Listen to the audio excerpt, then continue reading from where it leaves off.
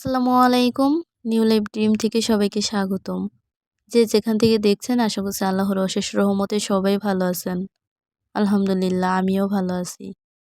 বেশ শীত পড়েছে তো শীতের সন্ধ্যায় মুড়ি মাখা খেতে কিন্তু এক ভিন্ন ধরনের স্বাদ। আর সাথে হচ্ছে যদি থাকে ধনিয়া পাতা আর হাতে বানানো মসলা।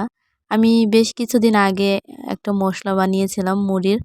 তো সেটা কিন্তু পরবর্তীতে আর মুড়ি মাখিয়ে দেখাতে পারিনি। তো আজকে দেখিয়ে দিব। আপুরা যারা ভিডিওটি দেখা শুরু করে দিয়েছেন ছোট্ট একটা লাইক করে দিবেন প্লিজ। আপনারা হচ্ছে আমার ভিডিও দেখেন ঠিকই, তবে কিন্তু লাইক করতে ভুলে যান। কমেন্ট করেন অনেক সুন্দর করে। আর আপনাদের কমেন্ট দেখে আমার অনেক ভালোও লাগে। পেঁয়াজ মরিচ কেটে আর ধনিয়া পাতা কেটে আর সবকিছু নিয়ে একেবারে হচ্ছে বিছানার উপরে চলে আসছি। কম্বলের ভিতর থেকে যে তো শুয়ে বসে খাওয়া যায় ওইভাবেই নিয়ে আসছি।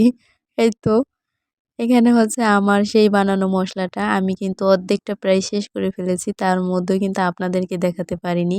মুড়ি কিন্তু খেয়েছি অনেকবারই। আর যেহেতু আমার হাতে বানানো মসলা তো অন্যরকম একটা স্বাদ ছিল। আর এখন এই তো সবকিছু দিয়ে তারপরে মেখে বানিয়ে নিচ্ছি। মুড়ি মাখানোটা আর কি দেখাবো, তারপরেও কিন্তু দেখিয়ে দিচ্ছি।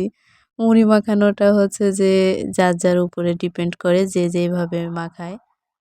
মুড়ি মাখাতে, মাখাতে আপনাদের সাথে কিছু কথা শেয়ার করি।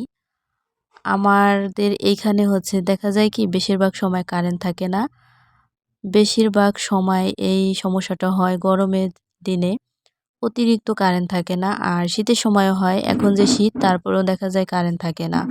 গতকালকে আমি ভিডিওটা হচ্ছে পুরো একেবারে প্রস্তুত করে যখন হচ্ছে পাবলিশ করব ঠিক ওই মুহূর্তে কারেন্ট চলে যায়। আর সেই কারেন্ট আসতে, আসতে অনেক বেশি লেট হয়ে যায়। তারপরে হচ্ছে আমি ভিডিও আপলোড দিই। তো আপনাদের দেখতে অনেক বেশি কষ্ট হয়েছে জানি। তো তার মাঝে একটা কমেন্ট আসছিল। তো কমেন্টটা দেখে তো আমি খুবই হচ্ছে মন খারাপ করে ফেলেছিলাম। তো পরে আবার দেখি যে না, যিনি কমেন্ট করেছেন তিনি ভুল লিখেছেন। তো তিনি হচ্ছে হীরা আপু, ওমান প্রবাসী শারমিন হীরা সম্ভবত আপু। তো আপু লিখেছিলেন যে সিরিয়াল কি সবসময় দেখা যায়? যায় না।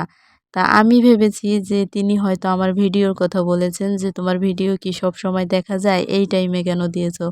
তো পরে দেখি যে না, আপু আবার লিখেছেন যে আমি লিখেছি শিয়ালের কথা, যে শিয়াল কি সবসময় দেখা যায়? যায় না। তো এত ভুল বোঝাবুঝি নিয়ে কিন্তু একটু ছিলাম। পরে আবার আপুর কমেন্ট দেখে তারপরে বুঝেছি যে না, আপু আসলে আমার ভিডিওর কথা বলেনি। এখন বলি কিছু আপুদের কথা। সেটা হচ্ছে যে এত আপুদের ভিডিও সারাদিন বসে দেখি, চোখ তো অর্ধেক প্রায় নষ্ট করার দিকে চলে আসছে। অথচ আপুরা কি করেন? সুন্দর করে একটা কমেন্ট করেন, "ধন্যবাদ আপু আমার ভিডিও দেখার জন্য।" আসলে আপু আপনি যে আমাকে ধন্যবাদটা দিয়ে সান্ত্বনা দিলেন, ওইটা কি আমি আপনার কাছে চাই? আমি তো চাই আপনিও আমার ভিডিওতে আসেন আর আমিও আপনাকে একটা ধন্যবাদ দেই, তাই না? আপনি যেমন আশা করেন যে আপনার অনেক বেশি লাইক হোক, আপনার ভিউ হোক, আপনার ভিডিও সবাই দেখুক, তেমন কিন্তু আমরা প্রত্যেক নতুন ইউটিউবাররাই আশা করি। তো প্লিজ কেউ এটা করবেন না। একে অপরকে সাপোর্ট না করলে কখনোই এগিয়ে যাওয়া সম্ভব না। সারাদিন বসে আপনাদের ভিডিও দেখি আর দিন শেষে আপনারা শুধুমাত্র ধন্যবাদটুক দিয়ে দেন। আর কিছুই কি আপনাদের করার নেই? ভিডিওটা কি ফুল ওয়াচ করে দিতে পারেন না আপনারা এসে? কেন এমন করেন বলেন? এই তো মুড়ি খেতে, খেতে শেষ করছি। আল্লাহ হাফেজ।